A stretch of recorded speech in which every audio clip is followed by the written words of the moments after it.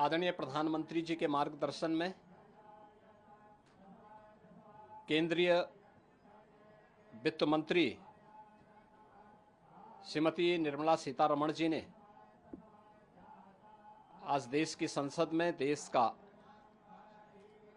2025-26 का आम बजट प्रस्तुत किया है। यह आम बजट विकसित भारत के संकल्प को साकार करने के लिए उठाए गए ठोस कदमों की एक आधारशिला है। प्रधानमंत्री जी ने ज्ञान का बजट बताकर 4 अक्षरों में से परिभाषित किया है। जी फॉर गरीब, वाई फॉर युवा, ए फॉर अन्नदाता और एन फॉर नारी शक्ति। यानी इन 4 महत्वपूर्ण आयामों को ध्यान में रख करके एक विकसित भारत के लिए आत्मनिर्भर भारत का निर्माण करना है। प्रधानमंत्री जी के नेतृत्व में पिछले 10.5 वर्षों में भारत की अर्थव्यवस्था दुनिया की एक प्रमुख अर्थव्यवस्था के रूप में तेजी के साथ आगे बढ़ी है। इस बजट से अर्थव्यवस्था को एक नई उड़ान मिलेगी। राज्यों के इंफ्रास्ट्रक्चर पर ध्यान देने के लिए जो ब्याज मुक्त लोन देने का प्रावधान किया गया है, मध्यम आय वर्ग के लिए राहत देते हुए टैक्स की रिबेट में छूट देने का जो कदम उठाया गया है, ये सभी स्वागत योग्य हैं। मछुआरों के लिए स्पेशल इकोनॉमिक जोन, डेयरी और मत्स्य पालन के लिए 5 लाख तक कर्ज, सस्ते ब्याज पर किसानों को कर्ज, कपास प्रोडक्शन मिशन, सब्जी फल की पैदावार बढ़ाने पर बल और आंगनबाड़ी 2 प्रोग्राम के ऐलान की घोषणा गरीबों को, किसानों को और महिलाओं के लिए अत्यंत लाभकारी साबित होंगे।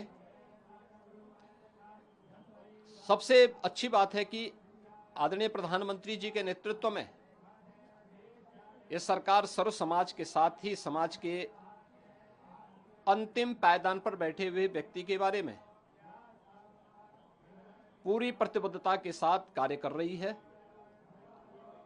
अगले 5 वर्ष में 5 लाख महिलाओं, अनुसूचित जाति और जनजाति को 2 करोड़ तक की टर्म लोन देने के लिए एक नई योजना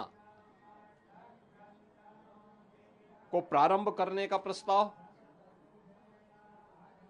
जिज्ञासा, नवाचार और युवा मस्तिष्क के लिए वैज्ञानिक सोच बढ़ाने की दिशा से अगले 5 वर्षों में 50,000 अटल टिंकरिंग लैब की स्थापना, ग्रामीण क्षेत्र के सभी सेकेंडरी स्कूलों और प्राथमिक स्वास्थ्य केंद्रों में ब्रॉडबैंड कनेक्टिविटी उपलब्ध करवाने, ये सभी महत्वपूर्ण कदम हैं। आगामी 3 वर्ष में सभी जिला अस्पतालों में डे केयर कैंसर सेंटर की स्थापना करने की घोषणा। उत्तर प्रदेश जैसे राज्य को इसका सर्वाधिक लाभ मिलने वाला है। Centre of excellence of skilling, the centre of excellence in artificial intelligence for education की स्थापना से हमारे युवाओं को एक वैश्विक पहचान मिलेगी। अन्नदाता किसानों के लिए प्रधानमंत्री धन धान्य की योजना की घोषणा का हम स्वागत करते हैं। इस योजना से देश के करीब 2.25 करोड़ किसान लाभान्वित होंगे। निश्चित रूप से इस योजना का किसान सबसे बड़ा लाभार्थी बनेगा और उत्तर प्रदेश इससे सर्वाधिक लाभान्वित होने वाला राज्य होगा। किसान क्रेडिट कार्ड के माध्यम से जो घोषणा की गई है, इसकी सीमा को 3 लाख से बढ़ाकर के 5 लाख रुपए तक किया जाना, यह भी अभिनंदनीय है। देश को $5 ट्रिलियन की इकोनॉमी बनाने के संकल्प पथ पर तेज गति से ले जाने वाला यह बजट आदरणीय प्रधानमंत्री जी के विजन को और आगे तेजी के साथ बढ़ाने का, तीसरे टर्म में